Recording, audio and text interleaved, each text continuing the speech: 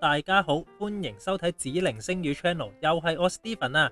喺今集2026年丙午年來年12生肖運勢，我將會同大家分享一下屬狗嘅朋友。來年屬狗嘅朋友與地支三合，即係我哋所講嘅半旺太歲啊，各方面運勢都會上升，任何事情呢都會有所收穫。運氣指數係4粒星。首先喺愛情運方面，感情呢會有所突破。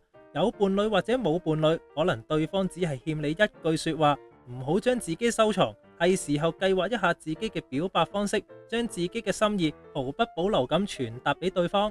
之後係事業運，喺工作方面會有所突破，人哋會睇好你嘅能力，機會要自己把握，好好迎接新嘅嘗試，主動付出呢就會有更多收穫。如果想轉工嘅朋友，不妨喺來年呢努力積極一下啦。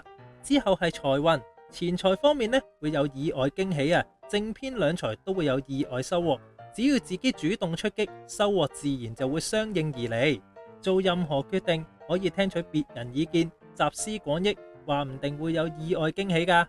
最後係健康，來年健康相當唔錯啊，整年冇乜太大病痛，反而要注意天氣或者季節嘅轉變，令到氣管容易出現毛病。來年守命星係巨門星，幸運數字係16。幸運顏色係黃色，幸運植物係葵花。本集就嚟到呢一度，如果大家覺得我條片有用，都係嗰一句，記得 comment、like、subscribe 之後 CLS 我嘅 channel。另外就係撳個叮叮鐘，咁就會收到我 channel 最新資訊噶啦嘛。而最後嘅就係覺得我條片唔錯嘅話，幫手 share 俾啲朋友支持一下啦。下集再見，拜拜。